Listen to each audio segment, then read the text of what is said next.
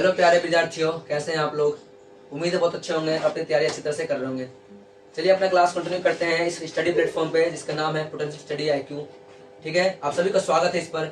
और चलते हैं, हम लोग स्टार्ट करते हैं आज से क्रैश कोर्स। ठीक है, क्लास 12 इतिहास का लेक्चर होगा अपना। ठीक है, इतिहास चैप्टर है, भला कि चैप्टर 15 है, इसमें संविधान लिखा हुआ है, तो आप ये मत समझिएगा कि पॉलिटिकल है, संविधान नहीं है, ये इतिहास का चैप्टर है जो कि लास्ट चैप्टर होगा अपना। ठीक है, तो चलिए शुरू करते हैं अपना। और ये एक ही शॉर्ट में बोल सकते हैं हम लोग, एक ही शॉर्ट के अंदर कंप्लीट हो जाएगा वीडियो। ठीक है, तो आप देख सकते हैं बिहार बोर्ड, जो बिहार बोर्ड आप देने वाले होंगे 2023 में, उसके लिए बताया जा रहा है यहाँ पे क्रैश कोर्स है। और अपने एग्जाम 2023, ठीक है, बिहार स्पेशल जिसे हम कह सकते हैं इसे। तो चलिए अपना क्लास कंप्लीट करता हूँ एक ही चैप्टर में, मतलब एक ही वीडियो में चैप्टर फिनिश खत्म। तो वीडियो बन रहेगा, और यदि आपको वीडियो अच्छा लगेगा तो लाइक कर दीजिएगा, शेयर कर दीजिएगा, सब्सक्राइब कर लीजिएगा।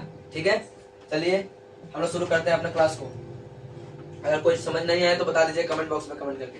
ठीक, चलिए तो अपना शुरू करते हैं क्लास को। और आप अपना चैप्टर 15 है, लास्ट चैप्टर है इतिहास का, इसके बारे में क्या बताया जा रहा है। तो अपना चैप्टर का नाम क्या है, संविधान का निर्माण। ये ना चैप्टर का नाम है जी, संविधान का निर्माण। कैसे संविधान का निर्माण हुआ है उसके बारे में हम लोग चर्चा करेंगे। कितने बहस हुई है, कितने दिन के बाद बना है, कितने संविधान में पढ़ने हैं, ठीक है, कितना टाइम लगा इसको बनने में, क्या सबसे बड़ा संविधान भारत का ही है, इस सब का चर्चा इस लेक्चर में किया जाएगा। ठीक, चलिए अपना क्लास कंटिन्यू करते हैं। और अगर कोई डाउट होगा तो बताइएगा। अगर वीडियो अच्छा लगे आपको तो लाइक और शेयर करना नहीं भूलिएगा। चलिए,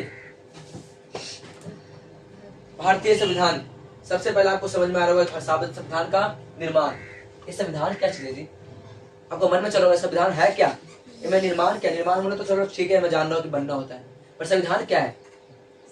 यदि आप 12th क्लास में संविधान भी नहीं जान रहे, थोड़ा सा भी बेसिक नॉलेज नहीं है, तो आप क्यों है 12th क्लास में। सोचिए, अपने भारत का संविधान की बात हो रहा है, तो क्या मालूम होना चाहिए। अगर आपको नहीं मालूम है तो आज के बाद आपको ऐसा सवाल उठेगा ही नहीं कि नहीं मालूम है, सब कुछ मालूम हो जाएगा यहाँ पर से। ठीक, चलो तो आपका पहला क्वेश्चन यहाँ पे समझ में आ रहा है कि संविधान क्या चीज है। एकदम ध्यान से सुनिएगा अच्छी तरह से, पहले आप देख लीजिए एक बार, फिर मैं समझाता हूँ। देख लिए, चलिए भारतीय संविधान विश्व का एकमात्र सबसे बड़ा लिखित संविधान है। सबसे पहले भारत के जो सबसे पहले दुनिया में जो संविधान बना वो अमेरिका में बना था। लिखित संविधान, लिखित की बात हो रही है। और सबसे बड़ा लिखित संविधान तो किसका है, भारत का है। भारत, इंडिया, इसे हिंदुस्तान भी बोलते हैं। ठीक है, देखिएगा यहाँ पे, यानी भारतीय संविधान विश्व का, विश्व में दुनिया का एकमात्र सबसे बड़ा लिखित संविधान है। यहाँ पे हर एक चीज नोट करके लिखा हुआ है। ठीक है, आपको संविधान का एक प्रस्तावना मिलेगा, मतलब बुक है, उसमें जाकर देखिएगा, बहुत अच्छे से डिटेल में लिखा हुआ है। चलिए आगे देखते हैं नेक्स्ट पॉइंट। भारतीय संविधान को 9 दिसंबर 1946 से लेकर 28 नवंबर 1949 के बीच सूत्रबद्ध किया गया था। सूत्रबद्ध मैंने उसे बनाया गया था, बांध के रखा गया था, उसे समझाया देखा गया था क्या सही है क्या गलत है। ठीक है, संविधान सभा का कुल 11 सत्र जो हुए, जिनमें 165 दिन बैठक में गई, मतलब बैठक में गई थी एक तरह से। कितने सत्र हुए थे, 11 सत्र हुए थे। 165 दिन बैठकों में गए थे। कितने गए थे, 165 दिन। सोचो, 165 दिन गए थे बैठक में। बैठक होता बता रहा कि संविधान में गलतियां हैं, ये सुधारिए, ये बातें हो रही है, इसके बारे में मतलब बैठक हो रही थी। आगे देखते हैं, भारतीय संविधान के निर्माण में कितना टाइम लग गया। भारतीय संविधान को यहाँ कहाँ पढ़ता मैं, यहाँ है ना। भारतीय संविधान का लगभग बनने में कितना टाइम लगा था, बोलिएगा। 2 साल 11 महीना और 18 दिन का समय लगा था जिससे संविधान को बनने में 2 साल 11 महीना और 18 दिन, इससे अपना टाइम लगा था। यानी कि 2 साल 11 दिन में बनकर तैयार हुआ था कौन, भारतीय संविधान। एवं इसे बनाने हेतु लगभग 64 लाख का खर्चा हुआ था। कितना लाख, 64 लाख। तो 64 लाख का खर्चा हुआ था। समझ में आ रही था चीज क्या। और देखते हैं आगे, भारतीय संविधान में भारतीय शासन व्यवस्था, तो क्या बोला है भारतीय संविधान, भारतीय संविधान में भारतीय शासन व्यवस्था राज्य और केंद्र के संबंधों एवं राज्य के मुख्य अंगों के कार्य का वर्णन करता है। वर्णन किया गया है, वर्णन माने उसका काम। देखिए, राज्य का क्या काम है, सरकार का क्या काम है, केंद्र सरकार का क्या काम है, सभी का काम का उल्लेखन किया गया इसके अंदर। कौन व्यक्ति क्या कर सकता है, ठीक है, संविधान के अंतर्गत। आगे देखिए, भारतीय संविधान, देखिए भारतीय संविधान का निर्माण देश से निर्माण के सबसे महत्वपूर्ण कार्य में एक से एक था। और भारतीय संविधान का निर्माण जवाहरलाल नेहरू, सरदार वल्लभ भाई पटेल, डॉक्टर भीमराव अम्बेडकर जैसे बड़े बड़े नेताओं द्वारा किया गया था। सुन लिया क्या बोला इसने? इसने बोला जो संविधान का निर्माण हुआ ना, किसके द्वारा किया गया? तो भारतीय संविधान का निर्माण था। बहुत सारे व्यक्ति हैं, तो मेन खास व्यक्ति जिनका नाम क्या है? तो पहला जवाहरलाल नेहरू, जो आपको दिख रहा होगा, चाचा नेहरू से फेमस है, चिल्ड्रन डे की वजह से बनाया जाता है। ठीक है। सरदार वल्लभ भाई पटेल, सरदार वल्लभ भाई पटेल भी थे। डॉक्टर भीमराव अम्बेडकर, ठीक है, ये जब बड़े बड़े नेता थे, एक तरह से इनको बनाने में बहुत भूमिका निभाया। कंप्लीट नहीं आता? कंप्लीट, हाँ बाबू, संविधान बनाने में। ठीक है, चलिए। उथल पुथल का दौर क्या होता है? देखिए, उथल पुथल का दौर का मतलब होता है, सुनिए, हलचल। क्या बोल सकते इसको? हलचल।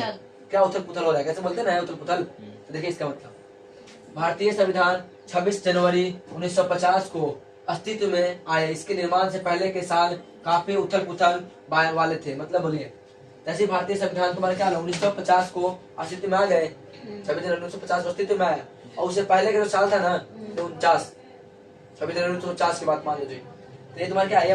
उथल पुथल था, क्या करे क्या नहीं करे, कैसे होना चाहिए क्या नहीं होना चाहिए, सारा कैसे होता है प्रॉब्लम किसी में, किसी घर में अगर शादी हो चाहे बर्थडे पार्टी हो तो एकदम बिजनेस में एकदम बिजी हो जाता है बिल्कुल अच्छी तरह से। तो वैसे ही थे उथल पुथल की टाइम। ठीक है, हेडिंग है ना उथल पुथल, देख लीजिए किताब में हेडिंग होगा। ठीक है ना। अभी क्या हो रहा है? यह महान आशाओं का क्षण भी था। महान आशा मतलब आशा था कि हाँ क्या हम लोग कर सकते हैं, क्या हमारा कुछ होगा, महान आशाओं का आशा था। और भीषण मोह भंग था, भीषण मोह भंग मन होता है भंग, मतलब मोह माया होता है ना, मोह माया, उसका भंग हो रहा था एक तरह से। ठीक है, उसका भी भंग हो रहा था। भारतीय के अंदर कोई भी ऐसा, हाँ संविधान बनाने में। ठीक है, संविधान समझ में कैसे बन रहा है जी, इससे बताया जा रहा है यहाँ पे कैसे बन रहा है। ये तुम्हारा इतिहास का ही पार्ट है। ठीक है ना, इतिहास का, और अपना लास्ट चैप्टर है उसी के बारे में बता जा रहे हैं। ठीक है ना। और इसने क्या बोला? मोह भंग मैंने क्या, जो मोह माया था ना वो सब खत्म हो गया, और एक संविधान के रूप में, एक कानून के रूप में से दर्जा दिया गया। ठीक, चलो आगे देखते हैं। ये तो एक ही चीज रिपीट हो गया। ठीक है,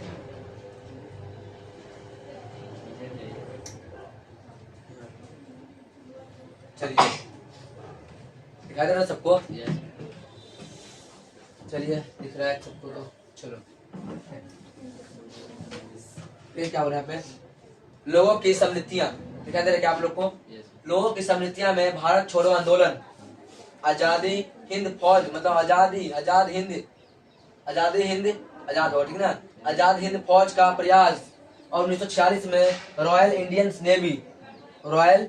नेवी का विद्रोह हुआ। विद्रोह में लड़ाई हुई तरह से, और देश के विभिन्न भागों में मजदूरों और किसानों के आंदोलनों यानी आशाओं के प्रतीक थे, और वे वही हिंदू मुस्लिम के बीच दंगे और देश का बंटवारा भीषण मोह भंग का क्षण था। एक तरह से भीषण मोह भंग, मोह माया था ना, वो अलग होने वाला था। किसके?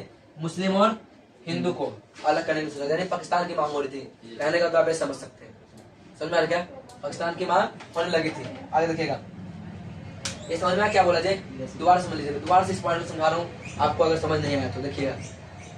लोग हो समृद्धि में उसका जो बातचीत है, विचार चल रहा है। समृद्धि में भारत छोड़ो आंदोलन, आजादी हिंद फौज का प्रयास, 1946 में रॉयल इंडियन नेवी का विद्रोह, और देश के विभिन्न भागों में, देश के अलग अलग भागों में मजदूरों और किसानों के आंदोलनों, आशाओं के प्रतीक थे, और वही हिंदू मुस्लिम के बीच दंगे मतलब लड़ाई झगड़ा, और देश को बंटवारा भीषण मोह भंग कर दिया गया था। यानी मतलब अलग होना नहीं चाहता था एक तरह से, मतलब मोह भंग होना, एक तरह से मांग करना शुरू कर दिया कि नहीं हमको दे ही दो, आपको चाहता कि अलग ना हो, अलग टूट जाएगा जी। लास्ट में अलग हो ही गया था। आगे देखते हैं, विषय का क्षण हो गया था एक तरह से। देखिए, हमारे संविधान ने अतीत और वर्तमान के घावों पर मरहम लगाने और विभिन्न वर्गों, जातियों और समुदायों में बटे भारतीयों को एक साझा राजनीतिक प्रयोग में शामिल करने में मदद दी है। कौन मदद किया है बताइए? संविधान मदद किया है। क्या मदद किया है? ये देखिए क्या क्या बोला इसने। हमारे संविधान ने हमारे अतीत माने इतिहास और वर्तमान के घाव बोले तो समझ में आ रहा क्या? घाव माने जो नॉर्मल घाव, घाव का मतलब दर्द, जैसे कैसे अलग हो रहे हैं, ठीक ना। उसे बचाने के लिए, कोई मतलब गरीब है उसको हनन हो रहा है अपनी जिंदगी से, उसे बचाने के लिए क्या करा इसने, हमारे देखो लगाने के लिए। और विभिन्न वर्ग अलग अलग जाति का होते हैं ना लोग जी, उच्च जाति, नीच जाति, गरीब जाति है ना, मतलब गरीब नहीं उच्च नीच होते ना एक तरह से। फिर बोले जातियां, ये तो सॉरी वर्गों में बांटा गया, जैसे मतलब अलग अलग वर्ग हो गया। यहाँ अमीर गरीब और अमीर और गरीब, यार जातियों ने उच्च जाति नीच जाति समुदाय में बांट दिया गया। कोई नीच समुदाय के लोग होते हैं SC ST जैसे आप लोग समझते हैं, ठीक है। इसे बांटने के लिए भारतीयों को एक समाज, एक साझा कर गया, साझा मन इकट्ठा कर दिया गया। और उससे बताया गया कि आप ये नहीं बोले कि मैं गरीब हूँ, आप ये नहीं बोले कि मैं अमीर हूँ, हम लोग भारतीय हैं। बस कुछ भी हम लोग क्या बोलेंगे, भारतीय हैं, क्योंकि आई एम इंडियन, ऐसा बोल सकते हैं। ना कि क्या, ना कि तुम एक को दूसरे को लेकर शिकायत कर रहे हो, ऐसा नहीं होना चाहिए।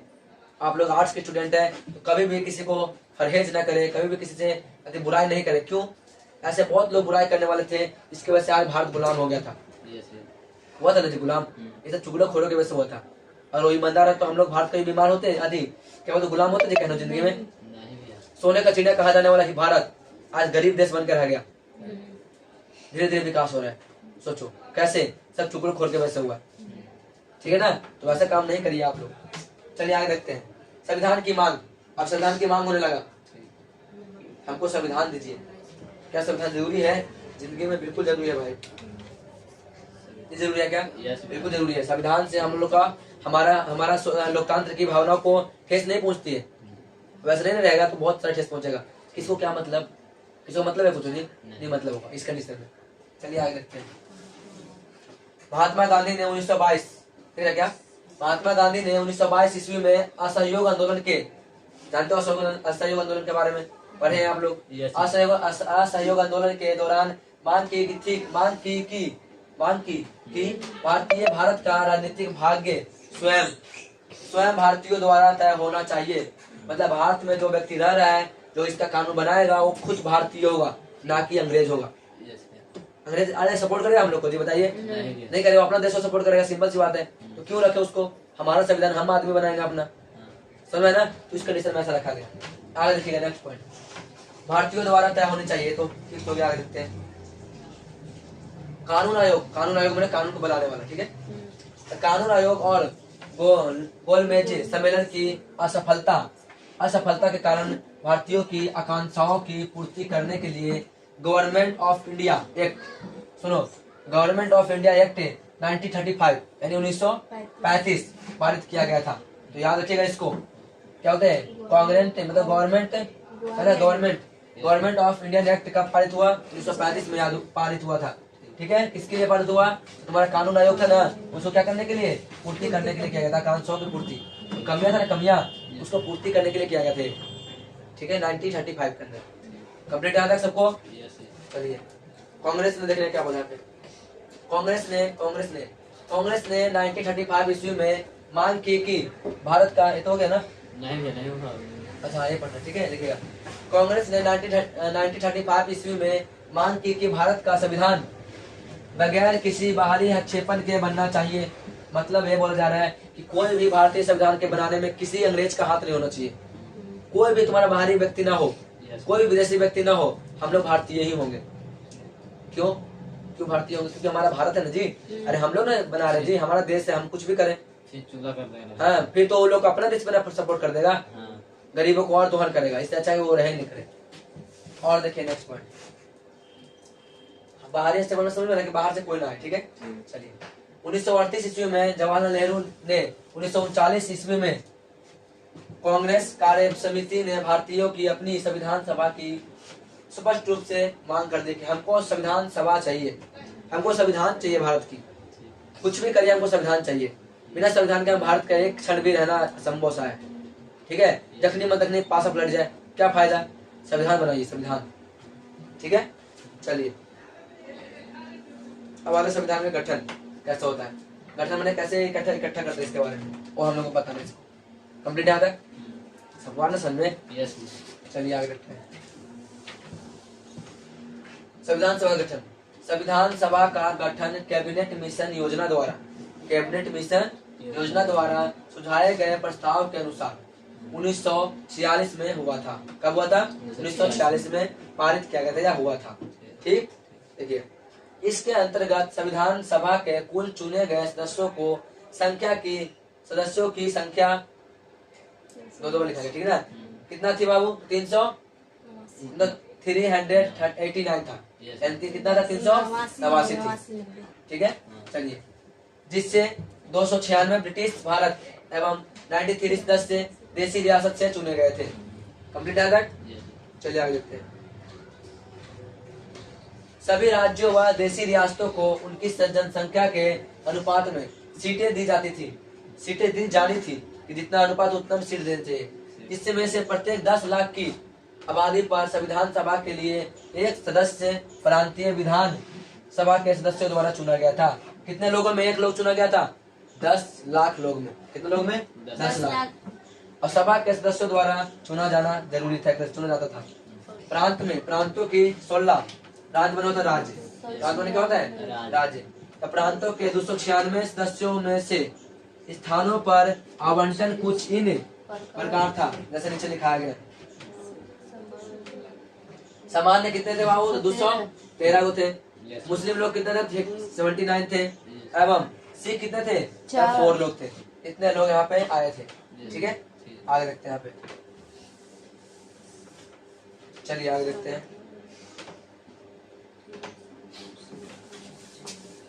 देखिए, संविधान सभा के सदस्यों का चुनाव, क्या बोले यहाँ पे देखिएगा। संविधान सभा के सदस्यों का चुनाव सार्वभौमिकी मताधिकार के आधार पर नहीं हुआ था। सभी के अधिकार के आधार, मताधिकार के आधार पर नहीं हुआ था, बल्कि प्रांतीय विधायिकाओं ने संविधान सभा के सदस्यों को चुना था, ठीक है। संविधान सभा को तो सदस्य किसने चुना? तो प्रांतीय विधायकों ने चुना। विधायकों ने संविधान सभा के सदस्यों को चुना। कंप्लीट है तक? चलिए, संविधान सभा ने कांग्रेस प्रभावशाली थी, क्यों थी वो प्रभावशाली? क्योंकि प्रांतीय चुनावों में कांग्रेस ने सामान्य चुनाव क्षेत्रों में भारी जीत प्राप्त किया। भारी जीत मैंने बहुत मात्रा संख्या में क्या होगा से जीत गया, प्राप्त किया, ठीक है। मतलब क्या यहाँ पे क्या बोले? प्राप्त की थी। और मुस्लिम लीग को अधिकांश मुस्लिम सीट मिल गई थी। मुस्लिम लीग था ना, उसको ज्यादा क्या मिलना चाहिए? अधिकांश जितना मुस्लिम था ना उसको दे दिया गया, ठीक। चलिए आगे देखते हैं यहाँ पे। लेकिन मुस्लिम लीग ने संविधान सभा का बहिष्कार उचित कर दिया। बहिष्कार मैंने हटाना, उसको नहीं चाहिए हमको। बहिष्कार उचित समझा। उचित कब ने बहिष्कार करना अच्छा समझा उसको, मतलब बेकार बोलने लगा कि ये खराब है, ठीक है। किसने बोलने लगा? तो मुस्लिम लीग ने उचित समझा और एक नया संविधान बनाकर पाकिस्तान की मांग को जारी रखा। हमें एक पाकिस्तान चाहिए, हमको नहीं चाहिए भारत में रहने के लिए जगह, बहुत कम पड़ेगा भारत में रहने के लिए। हम इस्लाम धर्म है, हमें इस्लाम कंट्री चाहिए, हम एक अलग कंट्री बनाएंगे मुसलमान धर्म का, ठीक है। यहाँ पे मांग करते हैं पाकिस्तान की, यानी पाकिस्तान की मांग को जारी करा, ठीक है। यहाँ समझ दिया है। शुरुआत में समाजवाद की संविधान सभा से देखो समाजवादी भी संविधान सभा से परे रहे क्योंकि वे उसे अंग्रेज की बनाई हुई संस्था मानते थे। देखो जनता भी क्या था? जनता भी ना इसे सपोर्ट नहीं किया। क्यों नहीं किया जी संविधान को सपोर्ट? क्योंकि उनको लगता था ना कि तो जो बना रहा है से ये क्या है? अंग्रेजों का चाल है, फिर से बनाया जाएगा, फिर से हम लोग को बेवकूफ बनाया जाएगा, फिर से वही स्थिति पे आ जाएंगे। तो लोगों भी इनका सपोर्ट नहीं किया। समझ में आ गया क्या? लोग भी इनका सपोर्ट नहीं किया। आगे देखते नेक्स्ट पॉइंट, लोग भी सपोर्ट नहीं किए। तो कहाँ पढ़ा था मैं? हाँ यहाँ देखिएगा, इन सभी कानूनों में से तो छोटा कर दो, ठीक है। ठीक है, यहाँ पे इन सभी है ना, इन सभी कानूनों से संविधान सभा के 82% सदस्य कांग्रेस पार्टी के ही सदस्य थे। कितने परसेंट? 82% कहाँ के थे? तो कांग्रेस पार्टी का ही थे, ठीक है। चलिए आगे देखते हैं। परंतु सभी कांग्रेस सदस्य, दिख रहा है क्या? परंतु सभी कांग्रेस सदस्य एक मत नहीं थे, मतलब एक ही दिमाग के नहीं चल रहे थे, अलग अलग सोच रहे थे अपने अपने बारे में, ठीक है। एक ही मत के नहीं थे। और कई निर्णायक मुद्दों पर अनेक मत भिन्न थे और अलग अलग मुद्दों पर अलग अलग बातें करते थे और अलग अलग थे। और कई कांग्रेस समाजवादी से प्रेरित थे तो कई अन्य जमींदार के हिमायती थे, हिमायती माने उसके हित में रहते थे। और कुछ सांप्रदायिक दलों के करीब थे। गरीब थे, मतलब उसके सांप्रदायिक दल, सांप्रदायिक मैंने क्या होता है, कुछ सांप्रदायिक दल भी है उसके पास में थे, यहाँ लोग रहते थे। कुछ पक्के धर्म में, पक्के मैंने फिक्स धर्म में, पक्के धर्म से निरपेक्ष थे एक तरह से, ऐसा बताया जा रहा था। कोई भी धर्म होगा वहाँ पे, वहाँ मतलब नहीं हम इसी धर्म के हैं, जैसे जाट है ना जी, जाट मैं इसी में हूँ इसी में रहूंगा, हमको नहीं चाहिए भारत का कोई अभी संविधान, हमें अकेला क्या बोलते उसको, हम अकेला देख लेंगे, हमारा अलग जिंदगी है। उसे समझाया गया कि देखो भाई अलग अलग करोगे तो कोई भी हमला कर देगा, कोई भी हमला करेगा तुमको गुलाम बना देगा, इससे अच्छा है कि मिलजुल कर रहिए ना। समझ में आ गया क्या बोलना चाह रहे थे, मिलजुल कर रहने के लिए हमें बात की जा रही है। आगे देखते नेक्स्ट पॉइंट, संविधान सभा में चर्चाएं, चर्चा में समझते हो चर्चाएं, चर्चाएं का मतलब होता है इसके बारे में डील करना, बातें करना, बहस करना कि गलत है सही है, उसके बारे में पूरी तरह से कहानियां लिखाना, उसे हम लोग क्या बोलते हैं, चर्चाएं बोलते हैं। तो चर्चा चलो चर्चा देखते हैं चर्चा क्या है।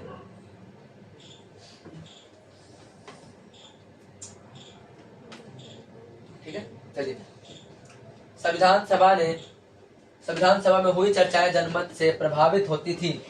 जनमत में सभी जनता के मत से, ठीक है। जब संविधान सभा में बहस होती थी तो विभिन्न पक्षों की दलील अखबारों में भी छापी जाती थी। दलील मैंने होता है गरीब के अखबारों में दलील होता है, दलील लोग उसके अखबारों में भी छापी जाती थी, और तमाम प्रस्तावों पर सार्वजनिक रूप से बहस चलती थी। बस मैंने ये ऐसे कैसे हो जाएगा, तुम इसका कैसे कानून बना रहे हो, ये समझ में आ रहा क्या, वो तुम्हारी बहस चलती थी। सामूहिक सहभागिता बनाने के लिए जनता के सुझाव भी आमंत्रित किए जाते थे। आमंत्रित मैंने उसके बारे में बताया जाता था। कई भाषा अल्पसंख्यक अपनी मातृभाषा की रक्षा के लिए मांग करते थे, अपने मातृभाषा के लिए। जैसे हम हिंदी बोल रहे हैं, हमारे हिंदी को रक्षा करिए, कोई मद्रासी बोल रहे हैं, मद्रासी को उर्दू बोल रहे हैं, उर्दू को रक्षा करो। अपने अपने मातृभाषा के लिए मांग करना शुरू कर दिया कि हम मद्रासी हैं, मद्रासी की भाषा को सपोर्ट दीजिए, ठीक है। हम क्या बोलते हैं, उर्दू भाषा बोलते हैं, उर्दू के लिए बोलिए, यहाँ पे बोलते ना ऐसे। इसका रीजन भी बताया गया, चर्चा में बोलिए, यहाँ पे बहुत बहस भी हुआ। बात समझते हो ना, बातचीत बहुत सारे आगे देखते हैं। संविधान सभा के मुख्य नेता, समझ में तो आ रहा है सबको, आपको लग रहा बोरिंग हो रहा है, नहीं बोरिंग होना भी नहीं है, ठीक है। तुमको एक कम से कम दिमाग में बैठा लीजिए, कम से कम 3-4 घंटा क्लास होने वाला है, समझ में आया, इतना दिमाग चलिए, चल आज से नहीं, कल से हो जाएगा, ठीक है। आज तो ये टॉपिक खत्म होगा, अपना लास्ट टॉपिक है, मतलब ठीक है, ऑन शॉट में खत्म होने वाला है। चलिए, संविधान सभा के मुख्य नेता थे कौन, देखिएगा।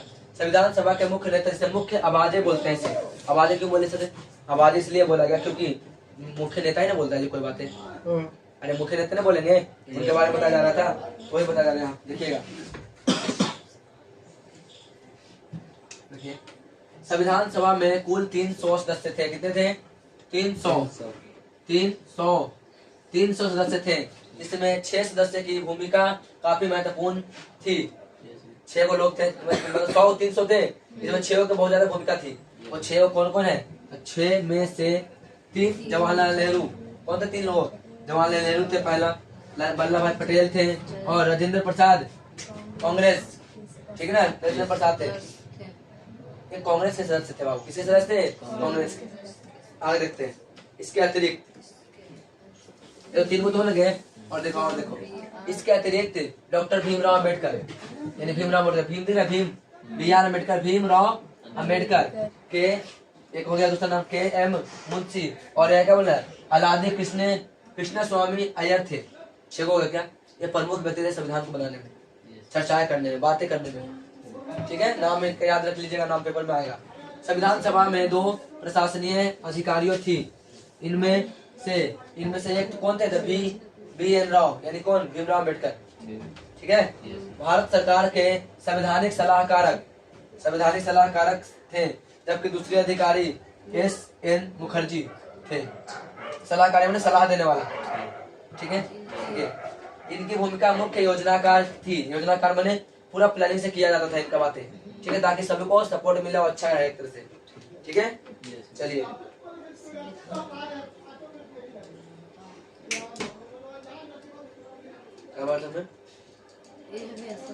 यहाँ ना संविधान सभा में 2 प्रशासनिक अधिकारी भी थे, इनमें से एक B.S. राव, B.M. मतलब भीमराव अम्बेडकर,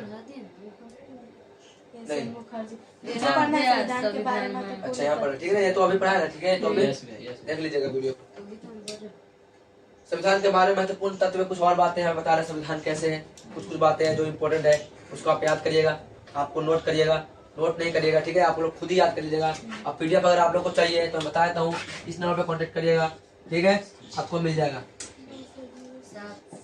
772-51-92 ये नंबर है, आपको कांटेक्ट करेगा, इसमें आपको बहुत अच्छी तरह से पीडीएफ को सेंड कर दीजिएगा। बस हाई लिख के अपना क्लास बता दीजिएगा, पीडीएफ चाहिए सर जी ऐसे करके लिख दीजिएगा, आपको मिल जाएगा। ठीक, चलिए टेलीग्राम चैनल भी बना नहीं है, ठीक है ना, टेलीग्राम चैनल भी बनेगा, उसके बाद आप लोगों को टेलीग्राम का लिंक दे दीजिएगा ताकि आप लोग वहाँ जाकर पीडीएफ नोट कर सकते हैं कम्प्लीटली। यदि आप क्लास 10th में है तो आप 10th का वीडियो देख सकते हैं, नीचे जाकर देख लीजिए, क्लास मैथ का बहुत सारा बताया गया है, और आप क्रैश कोर्स 10th का भी लाया जाएगा, जो आपको बहुत मतलब क्या बोलते हैं, मतलब बहुत आसानी तरीके से समझा दिया जाएगा और बोर्ड को क्रैक कर लेंगे आप लोग, बड़ा आसान होगा, ठीक है। बस एक ही शॉर्ट एक चैप्टर खत्म। देखिए आपको मैं क्या बता रहा था, संविधान के बारे में महत्वपूर्ण तत्व क्या क्या है, देखिएगा सब कोई, इसे मैं मिटा देता हूँ और सामने देख लीजिएगा, तो छोटा करता हूँ, ठीक है, दिख नहीं रहा। चलिए देखिए, संविधान सभा की पहला बैठक हुई थी 9 दिसंबर 1946 को, याद करिएगा। संविधान सभा की पहला बैठक जो हुई थी, कब हुई थी, तब बोलिएगा आप लोग, क्या बोलिएगा, 9 दिसंबर 1946 को हुई थी, कंप्लीट। चलिए, मुस्लिम लीग ने इसका बहिष्कार किया था, मुस्लिम लीग ने क्या किया, इसका बहिष्कार किया, हमको नहीं चाहिए, हमको नहीं चाहिए, हमको एक अलग सा संविधान चाहिए, एक अलग सा देश चाहिए, इसका नाम क्या है, खुद ही बताओ, पाकिस्तान है, क्या नाम है, पाकिस्तान। चलिए आगे देखते हैं। डॉक्टर सचिदानंद सिन्हा को सभा का अस्थायी अध्यक्ष चुना गया था, और दूसरी बैठक कौन था, दूसरी बैठक कब हुई थी, तब बोलिएगा 11 दिसंबर 1946 को, और पहली बैठक दिसंबर हुआ था 2 दिन के बाद फिर से शुरू हुआ था। चलिए, राजेंद्र प्रसाद को सभा का स्थायी सदस्य, स्थायी वो अस्थायी था तो स्थायी अध्यक्ष चुना गया था। तीसरा बैठक कब हुआ था, बोलेगा 13 दिसंबर 1946 को, यानी हर एक 2 दिन में बैठक हो रही है, 9, 11, 13, ठीक है। अब याद रखिएगा, नेहरू जी ने उद्देश्य प्रस्तावना पेश किया, उद्देश्य प्रस्तावना मैंने जो कोई भी संविधान का जो पहला पन्ना रहेगा ना, उसे हम लोग क्या बोलते हैं, उद्देश्य प्रस्तावना बोलते हैं। पहला पन्ना किताब पर ही होता क्या, उसी को बोलते उद्देश्य प्रस्तावना।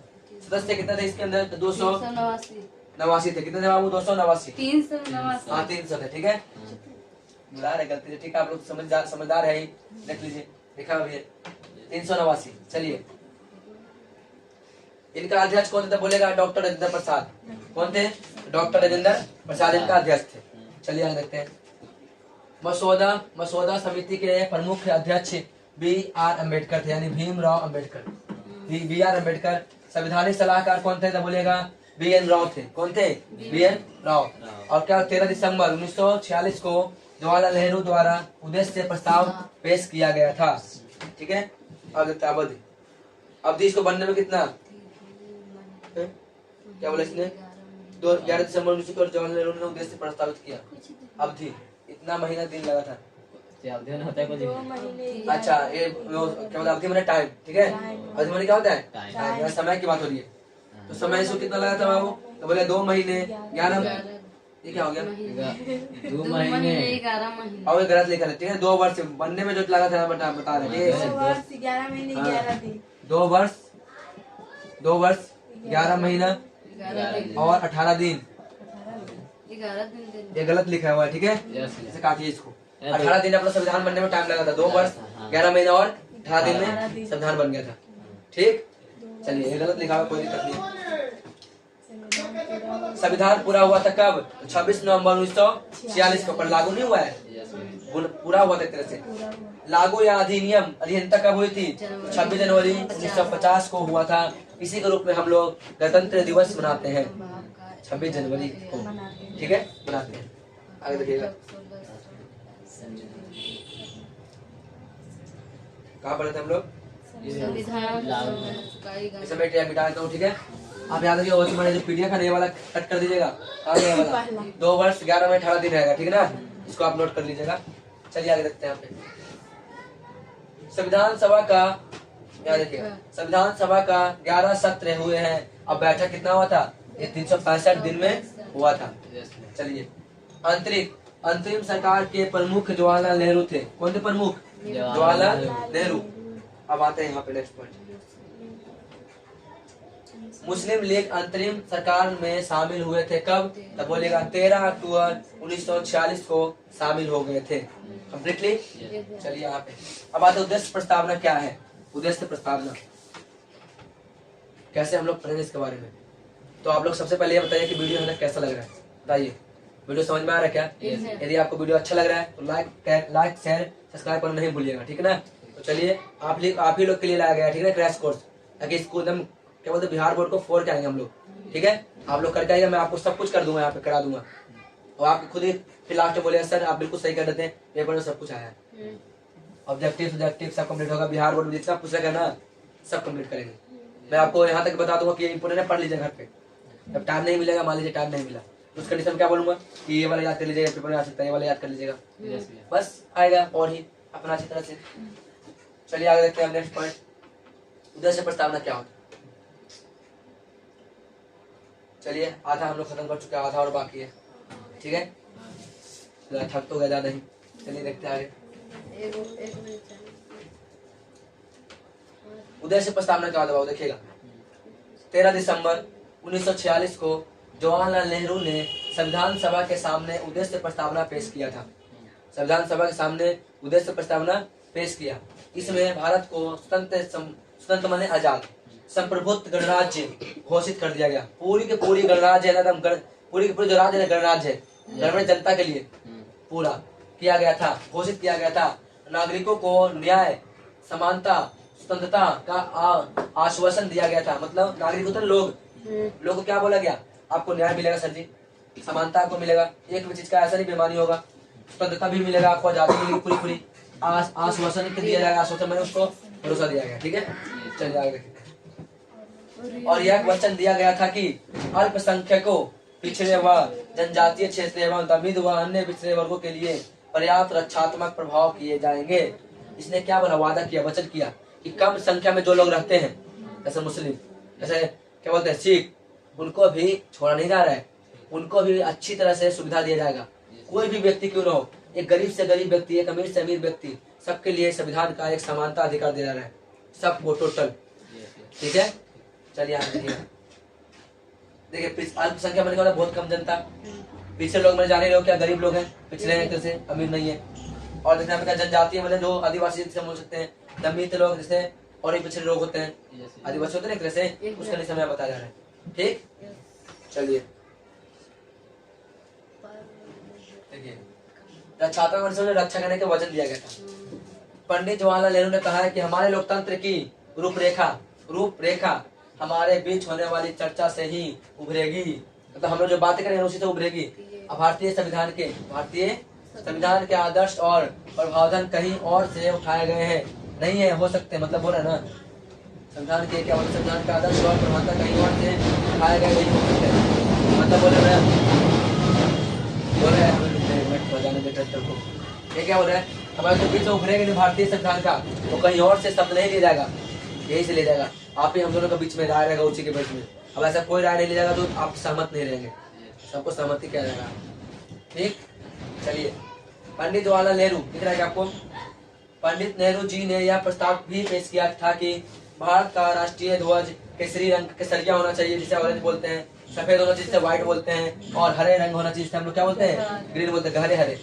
हरे रंग की 3 बराबर चौड़ाई वाली पट्टियों की तिरंगा झंडा होगा।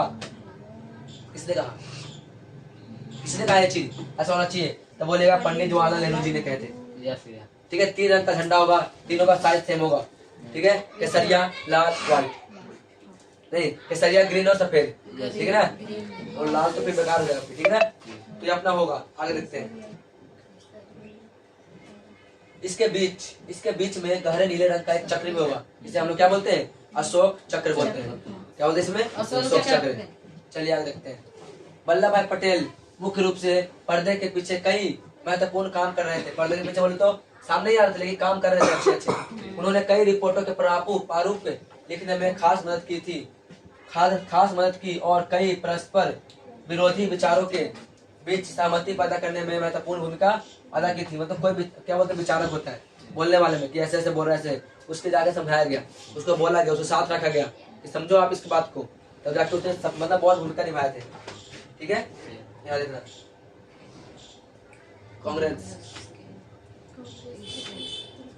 कांग्रेस के इस त्रिगुट के अलावा प्रख्याता विधता और अर्थशास्त्री भीमराव अंबेडकर भी सभा के सबसे महत्वपूर्ण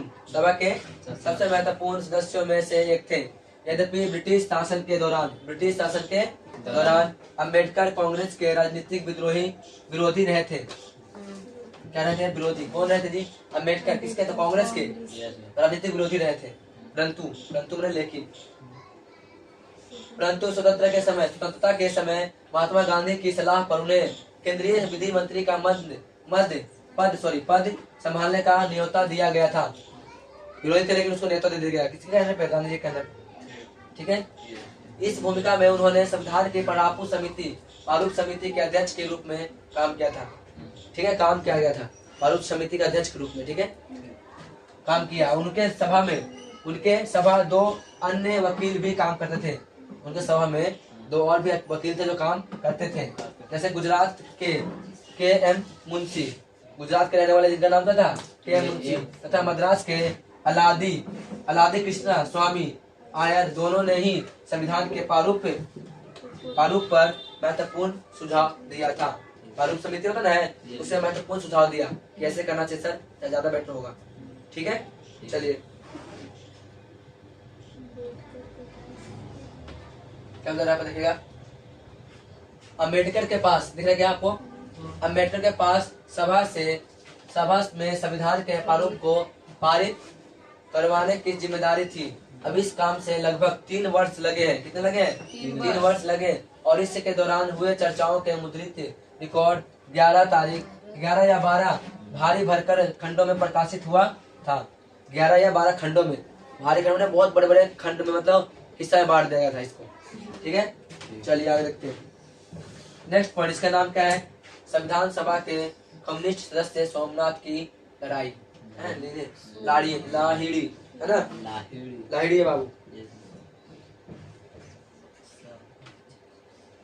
इसके बारे में हम लोग जानकारी लेंगे। ठीक है,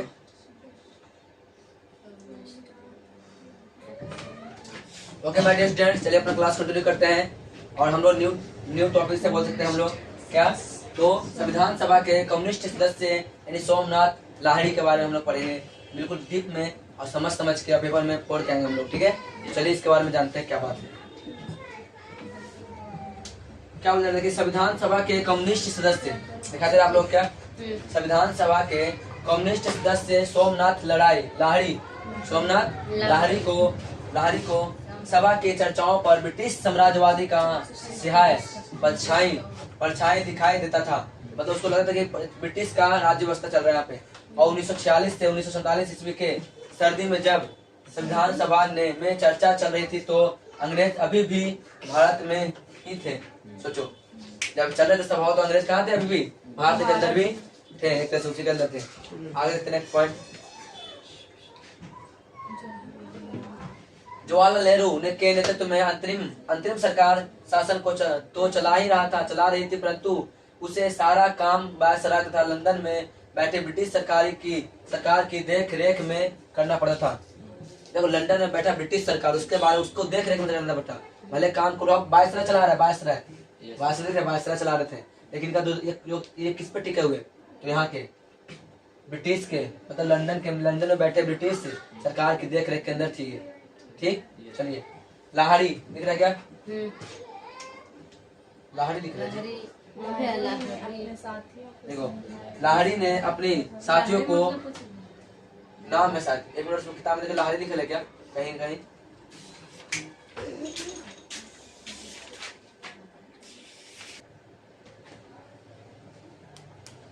चलिए देख क्या बोल रहा है, समझेगा।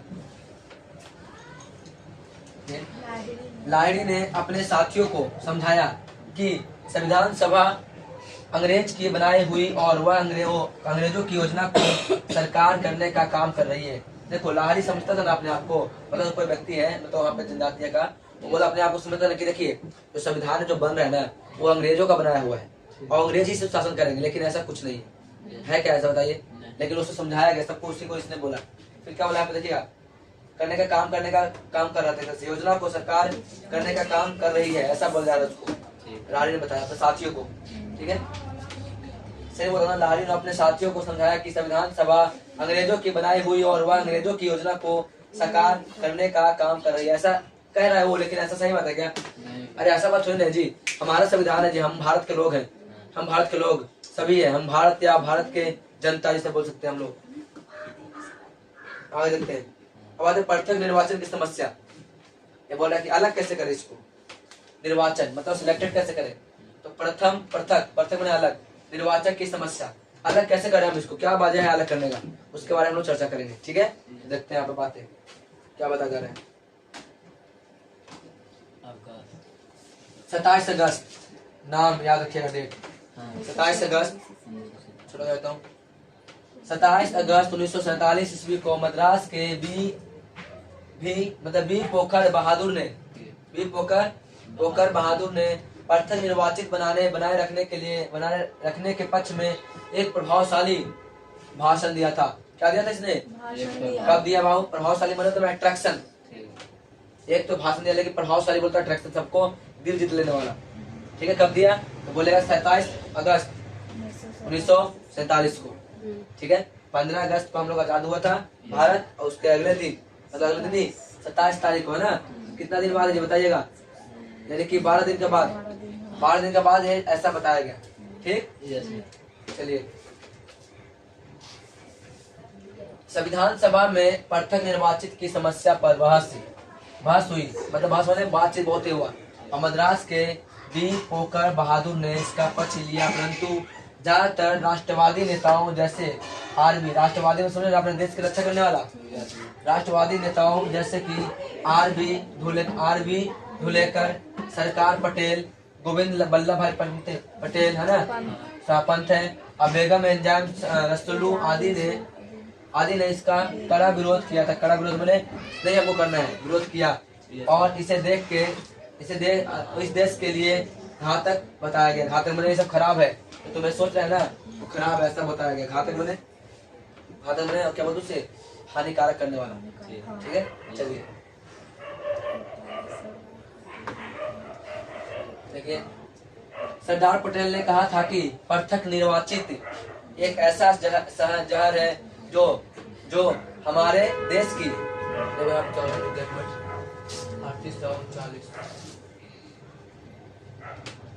क्या हो रहा है, समझिए यहाँ पे हो चुका था। तो सरदार पटेल ने कहा था कि पृथक निर्वाचित एक ऐसा जहर है, जो मतलब अलग करने वाला एक ऐसा जहर है जो हमारे देश की पूरी राजनीतिक में समा चुका है।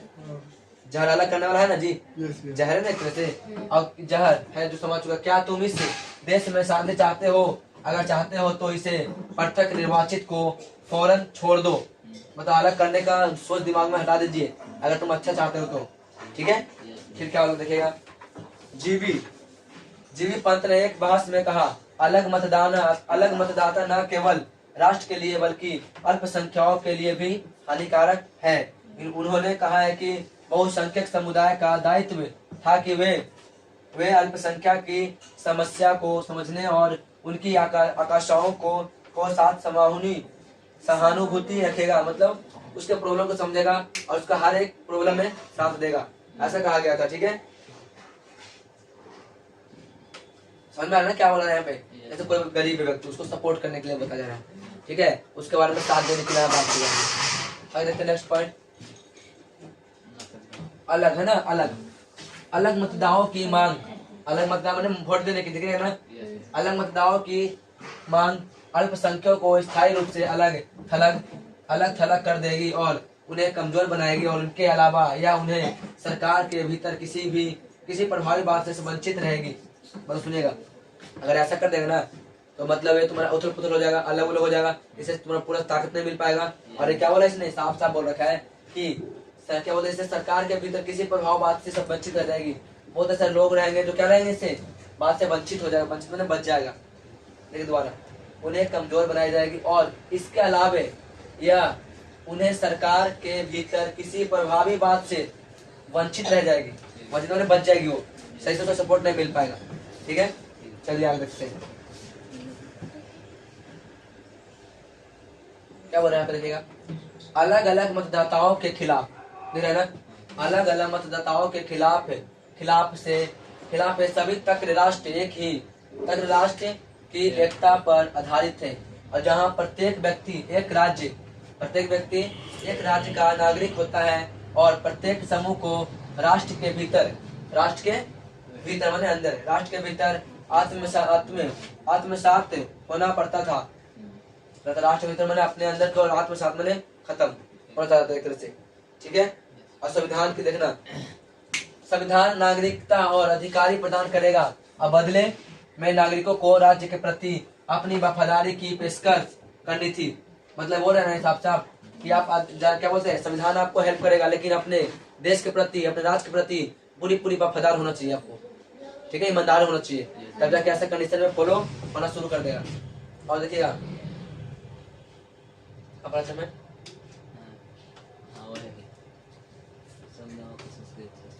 समुदायों को सांस्कृतिक संस्थाओं के रूप में मान्यता दी जा सकती है, और राजनीतिक रूप से सभी समुदायों के सदस्य राज्य के सदस्य के बराबर हैं। और 1949 तक संविधान सभा के अधिकांश मुस्लिम सदस्य, कितने मुस्लिम, अधिकार में ज्यादा, अधिकांश मुस्लिम सदस्यों को अलग अलग मतदाताओं के खिलाफ सहमति दी और इसे हटा दिया गया। सहमति दी गई और हटा दिया गया, हट जाओ, तुमको जरूरत नहीं है ऐसा। ठीक है, चलिए आगे देखते हैं। मुसलमानों को देखिए, मुसलमानों को यह सुनिश्चित करने के लिए लोकतांत्रिक प्रक्रिया में सक्रिय भाग लेने की आवश्यकता थी। सक्रिय में हिस्सा लेने की, एक्टिव होने की मतलब आवश्यकता थी, और उनकी राजनीतिक व्यवस्था में निर्णायक आवाजें हो, आवाज में उसके जो जनता है उसी का आवाज हो राजनीतिक में, ऐसा बताया गया था। आगे देखिएगा आप, आदिवासी और उनके अधिकार। अब आते हैं आदिवासी के बारे में पढ़ना है। आदिवासी थे, उनके अधिकार के बारे में हम लोग को चर्चा करना है। ठीक है, इतना दूर तक वीडियो में आप बन रहे हैं। ठीक है, थोड़ा सा और वीडियो बन रहेगा और अब चैप्टर अपना खत्म होने वाला है। ठीक है, लगभग 80% चैप्टर अपना खत्म हो चुका है, लगभग 20% बचल है, उसे भी खत्म करेंगे। ठीक है, और ऑन शॉर्ट में वीडियो कंप्लीट हो जाएगा। आप चाहे तो ईयरफोन लगा के सुनिए, चाहे कैसे भी सुनिए, पूरी दोबारा देख लीजिएगा। वही टॉपिक है जो एनसीईआरटी फॉलो कर रहा है। ठीक है, पेपर में सेम टू सेम क्वेश्चन आ जाएगा। ठीक है, अभी तो हम लोग थ्योरी सीख रहे हैं, अभी ऑब्जेक्टिव सीखना बाकी है। ठीक है, सबके क्वेश्चन करेंगे, सब चीज के बारे में थोड़ा जिज्ञासा हो जाए, अपने अंदर मोटिव हो जाए कि हाँ अब पेपर को फोड़ देंगे। आगे बाद 2 महीना बचा हुआ है। ठीक है, 2 महीने में या तो जान लगा दीजिए या तो जान दीजिए, या तो सोना बना दीजिए या फिर सोने में गुजार दीजिए। 2 चीजें आपके पास, या तो सोना बना दो मतलब मोहर लग जाएगा एकदम से, फर्स्ट का मोहर, सेकंड का मोहर, थर्ड का मोहर। और जिंदगी भर के लिए मोहर आता है, इनविजिबल मोहर, जो दिखाई नहीं देता किसी को। जो देखिए, मान लीजिए तुम एक बार पास फेल हो गए, मान लीजिए नहीं पढ़ो तो फेल ही हो जाओगे, सिंपल सी बात है। मेहनत करिए, एक ही बार में, दोबारा बार अगर पास भी हो जाते हो तो उतने अच्छे तरीके से तुमको वैल्यू नहीं मिलता है जो पहली बार में मिलेगा। तो एक ही बार, एक ही बॉल में एक छक्का, वैसा एडजस्ट करके चलिए अपने आप को। ठीक है, बहुत शॉर्ट नोट से, ठीक ना।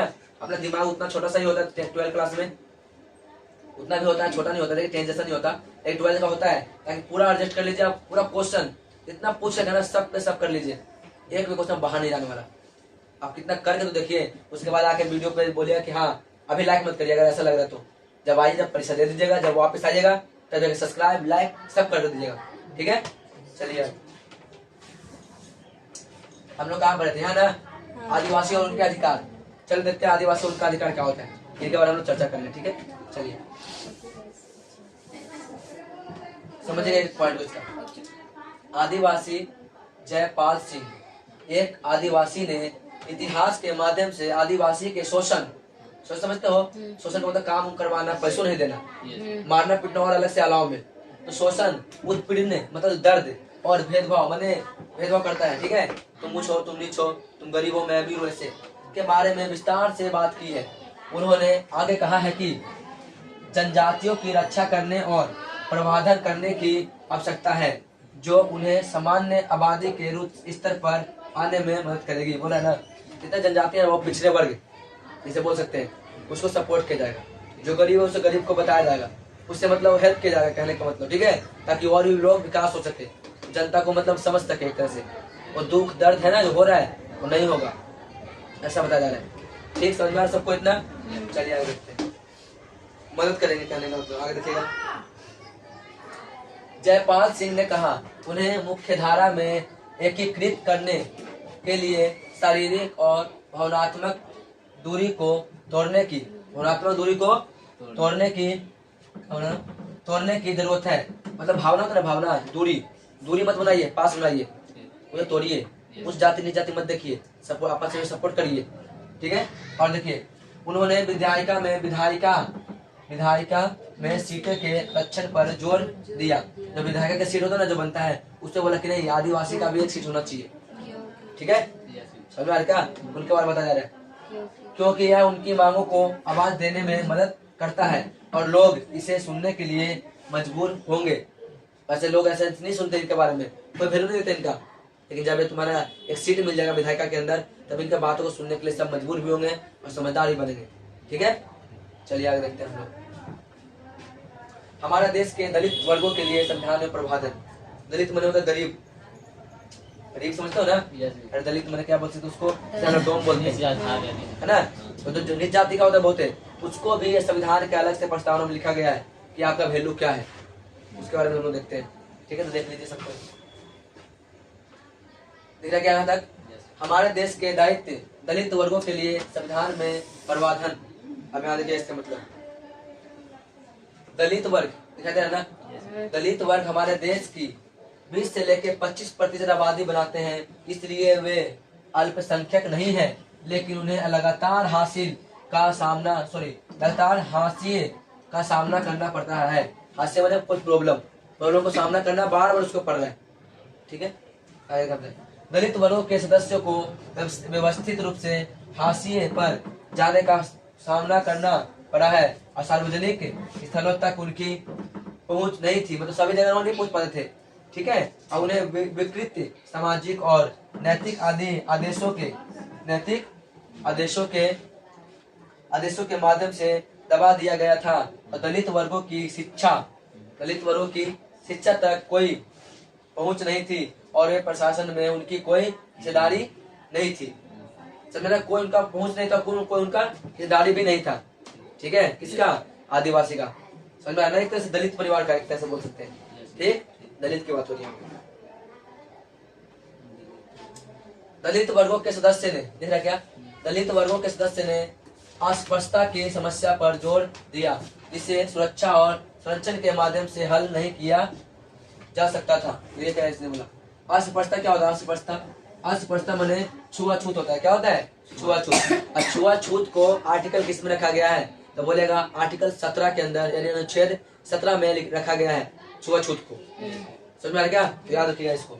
इसने उसे हटाने का जोर दिया कि हटाओ इसको, जोर से मतलब फोर्स लगाया कि ये क्या कर रहा है भाई, तुमको छू लिया है भगवान, क्या छू लिया मैंने, ठीक है। ऐसा नहीं होना चाहिए, इस कंडीशन में उसको हटाने की कोशिश की जा रही थी, ठीक है। इसे पूरी तरह से दूर करने के लिए इन लोगों को मुख्य धारा में शामिल करने और समाज में व्यवहार में बदलाव लाने की जरूरत है।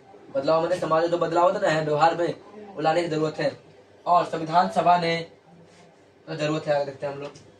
समझ में आएगा? जरूरी एक से संविधान में होना चाहिए। अब आगे देखते हैं। संविधान सभा ने एक प्रावधान किया कि अस्पृश्यता मतलब छुआछूत, अस्पृश्यता को समाप्त किया और हिंदू मंदिरों को सभी जातियों और विधायिका में सीटों के लिए खोल दिया गया और सरकारी कार्यक्रमों में नौकरियां निम्न जातियों के लिए आरक्षित की गई। देखिए, मतलब जो नीचे जाति वाला होता है उसका छूट दिया गया। जैसे अभी नहीं देता क्या क्लासों में, अभी तो देखिए बिहार में 50% ऑफ है, इसके लिए महिलाओं के लिए। अब पूरा भारत के अंदर 33% ऑफ है, छूट है एक तरह से, है ना जी। परीक्षा में चाहे किसी में भी इसने यही बोला गया। क्या बोला इसने कि मतलब इसने बोला कि अस्पृश्यता को हटाया गया, मंदिरों को सभी जातियों और विधायिका को सीटों के लिए खोल दिया गया था और सरकारी कार्यक्रमों में क्या कह रहा, नौकरियों के लिए निम्न जातियों के लिए, निम्न नीचे जाति के लिए आरक्षित की गई, आरक्षित मैंने एक्सेप्ट किया गया उसको। और कई लोगों ने माना कि सामाजिक भेदभाव को समाज के भीतर के दृष्टिकोणों में बदलाव के माध्यम से ही हल किया जा सकता है। अब इसको समाज में जो भेदभाव था ना, उच नीच हटा दिया गया। समझा क्या? कुछ ऐसी बातें जो चल रहा है उसको सपोर्ट करने के लिए, जो गरीब है उसको एकता दिखाने के लिए होता है जी, साथ रहना, ये सब बताया गया यहाँ पे, संविधान में लिखा गया सब चीजों को। ठीक है, अब आता है कि राज्य की शक्ति है। राज्य की शक्ति क्या क्या होता है? राज्य में समझते हो ना, राज्य जैसे बिहार राज्य है, यूपी राज्य है, गोवा, झारखंड है ना, आंध्र प्रदेश, अरुणाचल प्रदेश, ये सब राज्य है। ठीक, चलिए थोड़ा सा और देखिएगा, राज्य की शक्तियाँ क्या है। ठीक है, सबको समझ में आ रहा ना, पहले बताइए। आ रहा है जी? वैसा डाउट तो नहीं लगा कि क्या समझा रहे, समझ ही नहीं आ रहा, असली में है। तो चलिए शुरू करते थे। अब कोई डाउट समझ नहीं आया तो बताइएगा। देखिए, केंद्र और राज्य, केंद्र में जैसे केंद्र सरकार मोदी जी हो गए, राज्य सरकार जैसे कि अगर बिहार की बात करूं तो नीतीश कुमार हो गए, तो ये बोला जाए केंद्र और राज्य स्तर पर सरकारों के विभाजन के मुद्दे पर तीव्र बहस हुई थी। तीव्र बहस मैंने बहुत फास्ट बहस हुआ। ठीक है, समझ में आया क्या? इस कंडीशन में बताया जा रहा था। ठीक है, चलिए आगे देखते हैं।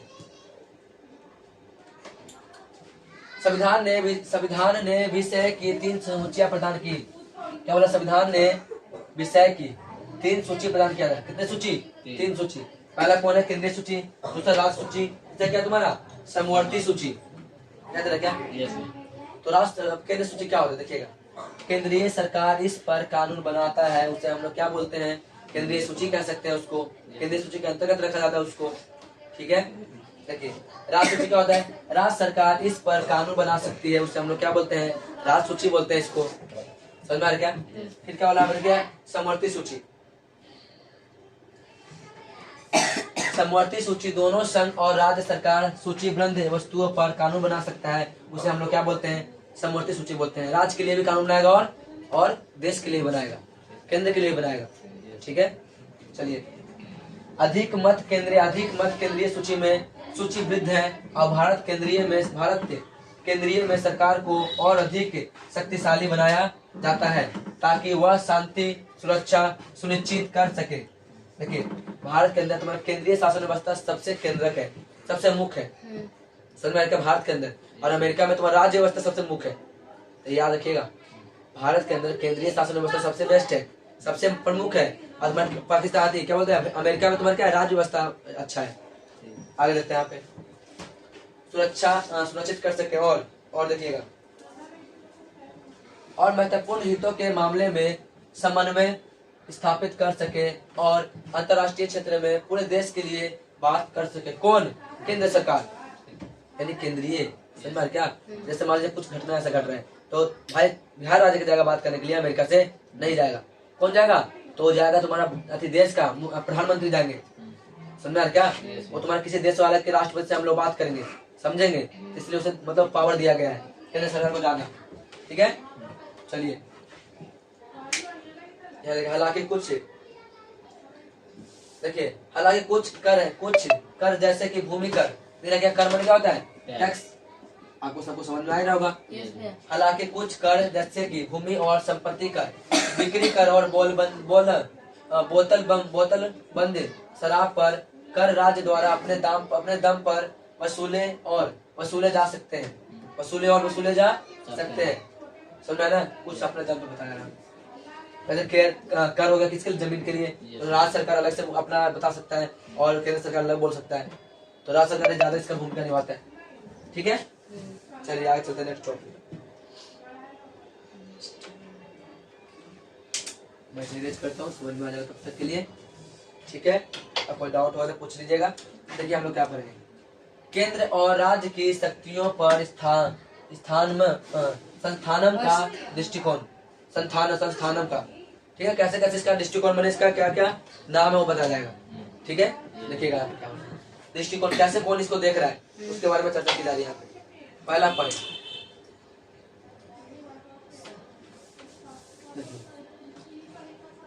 पहला पॉइंट क्या है? दृष्टिकोण। मतलब उसके बोल रहा है, उसके संस्थानम ने कहा है, उसके संस्थानम ने कहा कि राज्य को मजबूत कर बनाने के लिए न केवल राज्य बल्कि केंद्र को भी सत्ता में लाना जरूरी होता है। मतलब कोई भी स्थानम को लिखा है, संस्थान लिखा होगा जी। स्थानम ने कहा कोई भी मतलब राज्य को मजबूत बनाने के लिए सिर्फ राज्य नहीं, देश का भी हिस्सा होना बहुत जरूरी है। ठीक है ना? देश का भी हिस्सा क्या होना बहुत जरूरी है। और उन्होंने कहा कि अगर अगर केंद्र जिम्मेदारी से आगे बढ़ता है तो यह ठीक से काम नहीं कर सकता है। सुनिए क्या बोला यानी, उन्होंने कहा कि अगर केंद्र जिम्मेदारी से आगे बढ़ती है तो यह ठीक से काम नहीं कर सकता है, इसलिए यह महत्वपूर्ण है कि राज्य की कुछ शक्तियां हस्तांतरित की जाए। मतलब राज्य को भी कुछ न कुछ शक्तियां उसे देना चाहिए ताकि राज्य भी अपना अधिकार में रहे और वो भी तुम्हारा कुछ फैसला कर सके। ठीक है, चलिए आगे देखते हैं। फिर उसके फिर के संथानम ने कहा कि राज्य को उचित वित्तीय प्रावधान दिया जाना चाहिए ताकि वे स्वतंत्र रूप से काम कर सके और उन्हें का मामूली खर्च के लिए केंद्र पर निर्भर रहने का आवश्यकता न हो। तो इसने क्या बोला, मान लीजिए केंद्र सरकार, राज्य सरकार का उतना पैसा होना चाहिए जितना कि कोई काम करवा रहे हैं, स्कूल खुलवा रहे हैं, आंगनबाड़ी खुलवा रहे हैं, कोई भी खुलवा रहे हैं, उसके लिए केंद्र सरकार से पैसा न लेना पड़े उसको, राज्य सरकार को। ठीक है, उसके पास उतना पावर होना चाहिए। ठीक, चलिएगा। यदि सही तरीकों से आवंटन नहीं किया जाए, क्या बोले यहाँ पे, यदि सही तरीके से आवंटन नहीं किया गया तो संथानम और कई अन्य लोगों ने अंधेरे भविष्य की भविष्यवाणी की थी। अंधेरे भविष्य में सुनता है कि अगर ऐसा नहीं किया जाए बंटवारा तो जो भविष्य है ना, भविष्य जो हमारा देश है वो अंधकार में पहुंच जाएगा। अंधकार बोले तो एकदम डीप में पहुंच जाएगा, बोले उसका कोई भी मतलब सीरियस नहीं देखा जाएगा, कहने का मतलब। ठीक है, उसके बारे में कोई बताना संभव है, उसका भविष्य बिल्कुल खराब हो जाएगा, ऐसा बताया गया।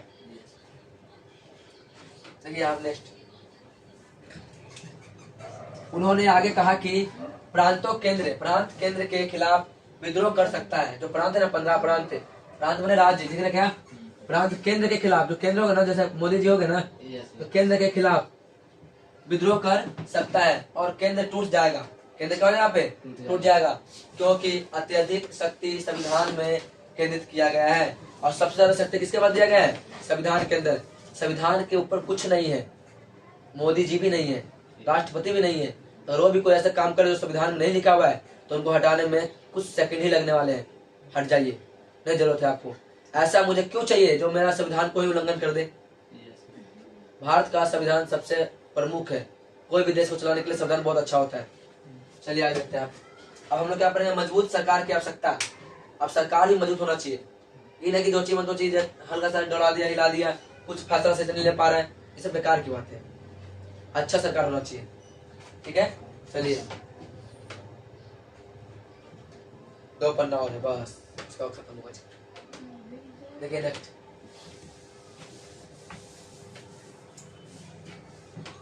क्या बोल देखिएगा, मजबूत सरकार की आवश्यकता कैसे पड़ी। विभाजन की घटनाओं से मजबूत सरकार की आवश्यकता को और मजबूती मिली, है ना। और कई नेताओं जैसे जवाहरलाल नेहरू, B.R. अम्बेडकर, गोपाल स्वामी अय्यर आदि ने मजबूत केंद्र की वकालत की, मतलब एक स्ट्रॉन्गनेस बनाया उसको। ठीक है, वकालत मैंने बोले उसके बारे में। विभाजन से पहले, मतलब बंटवारा से पहले, विभाजन से पहले लोग कांग्रेस ने प्रांतों को काफी स्वायत्तता देने पर सहमति व्यक्त की थी और इस पर मुस्लिम लीग ने संतुष्ट करने पर सहमति हुई। और लेकिन विभाजन के बाद, विभाजन मैंने बंटवारा के बाद कोई राजनीतिक दबाव नहीं था और विभाजन के बाद भी बाद की आवाज ने केंद्रीकृत शक्ति को और बढ़ावा दिया गया, यानी केंद्र की शक्ति दिया जाए। ठीक है, कोई राज्य का नहीं, लेकिन राज्य को भी देना बहुत जरूरी है, ताकि उतना दूर से मोदी जी आएंगे जी हमारे राज्य को देखने नहीं आएंगे तो कौन देगा। नीतीश कुमार, अगर बिहार की बात करें तो नीतीश कुमार जी है, ठीक है ना, एक तरह से हम बोल सकते हैं इसके बारे में, वो देखने आएंगे। आगे देखिएगा, राष्ट्र की भाषा क्या होना चाहिए। राष्ट्र की भाषा क्या होना चाहिए, हिंदी, इंग्लिश, मतलब हिंदी, उर्दू, इंग्लिश क्या होना चाहिए, उसके बारे में चर्चा की गई है, उसके बारे में हम लोग जानेंगे। ठीक है, देखिएगा उसके बारे में हम लोग क्या बोलेंगे फिर हम देखिए, दिखा देना, सब कुछ छोटा कर लूं। देखिए, चलिए संविधान सभा में दिख रहा है सबको क्या, देखिए क्या बोल जा रहा है यहाँ पे। चलिए, संविधान सभा में राष्ट्र भाषा के मुद्दों पर महीनों से तीव्र बहस हुई। तीव्र मैंने बहुत बहस, तीव्र मैंने तेजी से, क्या होता है तीव्र मैंने तेजी से बहस हुई थी। इसलिए भाषा चुनने के लिए कि राष्ट्र का भाषा क्या होगा। भाषा एक भावनात्मक मुद्दा था, क्या था, भावनात्मक भावना का था कि हम लोग हिंदी बोलते तो हमारा हिंदी करो, हम लोग उर्दू बोलते हमारा उर्दू रखिए, हम लोग का इंग्लिश बोलते इंग्लिश रखिए, ठीक है। और यह विशेष क्षेत्र की संस्कृति और रियासत से संबंधित था। विशेष क्षेत्र जैसे हमारे गांव की भाषा है, हम लोग कैसे बोलते हैं ना जी गांव की भाषा की तरह। बताइए कोई भोजपुरी कैसे बोलता है, कोई हिंदी कैसे बोलता है, अलग अलग क्षेत्रीय भाषा है। किसी का लास्ट में छो करके बोलता है, खाना खैलू छो, है ना, खाना खैला बा, ऐसे क्वेश्चन बोलता है जी कंडीशन से। ये तुम्हारे अलग अलग भाषाएं हैं, वो तुम्हारे एक भावनाएं हैं, ठीक है। चलिए 1930 के बाद देखिए 1930 के दशक तक कांग्रेस और महात्मा गांधी ने हिंदी को राष्ट्रीय भाषा के रूप में स्वीकार किया था। कब की बात है? 1930 की बात है। किसने स्वीकार किया? हिंदी भाषा के रूप में, कि हिंदी है हम, हिंदुस्तान हमारा। सुना है? हिंदी है हम, वतन है हिंदुस्तान हमारा। इन्हें बोला जी ये तुम्हारी हिंदी है हम लोग। आगे देखिएगा, हिंदी भाषा को समान समझाना आसान था और भारत के बड़े हिस्से के बीच एक लोकप्रिय भाषा भी थी हिंदी भाषा। ठीक है जी, अभी भी है। विभिन्न संस्कृतियों और भाषा के मेल में हिंदी का विकास हुआ था और बहुत सारी स्थिति में इसका विकास हुआ था। हिंदी भाषा मुख्य रूप से हिंदी और उर्दू से बनी होती थी, हिंदी और उर्दू से बनी होती थी, ठीक है। लेकिन इसमें दूसरी भाषा के शब्द भी थे, लेकिन दुर्भाग्य से भाषा भी सांप्रदायिक राजनीतिक से पीड़ित हुआ था। पीड़ित माने मतलब भाषा को लेकर मुद्दे बन गए थे एक तरह से, ठीक है ना। धीरे धीरे हिंदी और उर्दू अलग होने लगी, है ना, और हिंदी ने संस्कृत के अधिक शब्दों का प्रयोग करना शुरू कर दिया गया। हिंदी ने क्या करा? संस्कृत के अधिक शब्दों का प्रयोग करना शुरू कर दिया गया था। इसी तरह उर्दू और अत्यधिक दृढ़ हो गई थी। और फिर भी महात्मा गांधी ने हिंदी में अपना विश्वास बनाए रखा। उन्होंने महसूस किया कि हिंदी सभी भारतीयों के लिए एक समग्र भाषा थी। समग्र माने सभी के लिए यूज करने वाली भाषा हिंदी थी। और देखना हिंदी को राष्ट्रीय भाषा बनाने की दलील, मतलब उसको ऐसा लग रहा था महात्मा गांधी जी को कि देखिए हिंदी ही भाषा जिसे हम बना सकते ज्यादा बेटर रहेगा। भाई उर्दू किसी को समझ नहीं आता ज्यादातर, और कोई भाषा समझ नहीं आएगा, इससे अच्छा कि हिंदी ना बना ले, ठीक है। चलिए आगे देखते हैं। हिंदी को राष्ट्रीय भाषा बनाने की दलील क्या थी? तो आर बी दुलेकर संविधान सभा के सदस्य ने हिंदी को राष्ट्रभाषा और भाषा बनाने के लिए एक मजबूत दलील दी। दलील मैंने इकट्ठा किया और इसमें संविधान बनाया जाना चाहिए। इस दलील का प्रबल विरोधी हुआ करता था, नहीं होना चाहिए हिंदी सब, ठीक है। और असेंबली की भाषा समिति ने एक रिपोर्ट तैयार की जिससे उसने यह तय करने की कोशिश की कि देवनागरिक लिपि में हिंदी एक आधिकारिक भाषा होगी, लेकिन हिंदी दुनिया के लिए संक्रमण एक क्रमिक प्रक्रिया होगी और स्वतंत्र के बाद शुरुआती 15 वर्ष तक, आजाद हो गया था भारत, उसके 15 वर्ष तक अंग्रेज को अधिकारियों के रूप में इस्तेमाल किया गया था। अंग्रेज को किसके रूप में? अधिकारी माने ऑफिसर के रूप में अधिकार स्वीकार किया गया था। किसने किया था? संविधान ने ऐसा बता रहे हैं, ठीक है। शुरुआत के जब 15 अगस्त 1947 में आजाद हुआ भारत, उसके 15 वर्ष तक अंग्रेजी रहे। किस रूप में? तो अधिकारियों के रूप में, अधिकारिकों के रूप में रहे, अधिकारिक के रूप में, ठीक है, काम करने वाले के रूप में। प्रांत के भीतर मतलब अंदर आधिकारिक कार्य के लिए प्रांतों का एक भाषा चुनने की अनुमति थी। कौन सा भाषा चुनिएगा बताइएगा? हिंदी, इंग्लिश, उर्दू, फारसी, पता नहीं क्या क्या भाषा है, क्या चुनना चाहेंगे? तो यहाँ पर देखिए क्या बोला है। उसने हिंदी को लोगों की भाषा के रूप में स्वीकार किया, हिंदी स्वीकार किया था, लेकिन भाषा बदली जा रही है। उर्दू और क्षेत्रीय भाषाओं के शब्द हटा दिए गए हैं। यह कदम हिंदी के समावेशी और समग्र चरित्र को मिटा देता है और इसके कारण विभिन्न भाषा समूह के लोगों के मन में चिंताएं और भय विकसित होती है। देखिए वो हिंदी भाषा तो बनाया गया, लेकिन बहुत सारे क्षेत्रीय भाषा होते हैं, बताया ना अभी गाँव की भाषा, उर्दू भाषा, मद्रासी भाषा, कन्नड़ भाषा, कर्नाटका भाषा, तमिल भाषा है ना, डच भाषा, ये सब क्या है? सब भाषाएं हैं। इसे तो अब लोग को डर था कि कहीं हम लोग को बात को मतलब अच्छी न कर दे, मतलब फरेज न कर दे, हट जाओ, इसमें डर था एक तरह से। कई सदस्यों ने महसूस किया कि राष्ट्रभाषा के रूप में हिंदी के मुद्दे को सावधानी से व्यवहार किया जाना चाहिए और आक्रमण कार्यक्रम और भाषण केवल गैर हिंदू भाषी लोगों में भय पैदा करेगी और इस मुद्दे को और जटिल करेगा। विभिन्न हितधारकों के बीच आपसी समझ होनी चाहिए। और देते हैं हिंदी के प्रभुत्व का डर था, हिंदी को हटाने का डर था एक तरह से। लास्ट टॉपिक अपना इस चैप्टर का और अपना खत्म हो जाएगा। ठीक है, चलिए पढ़ते हैं इसके बारे में। संविधान सभा के सदस्य जिसका नाम था एस.जी. दुर्गाबाई, एस.जी.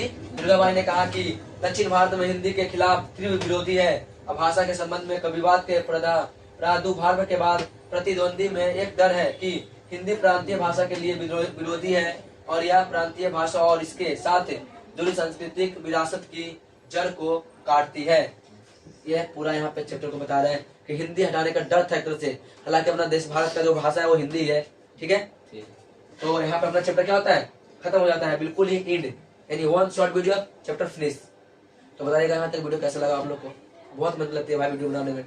आप देखिए कंटिन्यू, आप अगर पूरा वीडियो देखिएगा आपको मालूम चलेगा कि मैं एक बार भी मतलब थोड़ा सा रिकॉर्डिंग कॉल आ गया था इसलिए मैं रुक गया था। आप सुबह से देखिएगा बिल्कुल, जब मैं 1 घंटा लगातार 1.5 घंटे क्लास हुआ शायद उसमें देखा गया लगातार खराब कंटिन्यू बहुत मेहनत लगती है।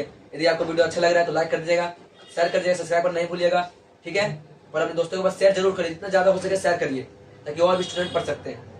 ठीक है ना, चलिए फिर मिलते हैं नेक्स्ट क्लास में नेक्स्ट टॉपिक के साथ, न्यू चैप्टर के साथ। यानी अपना कल करेंगे अपना क्लास ज्योग्राफी का, one shot on one video completely पूरा एकदम अच्छी तरह से।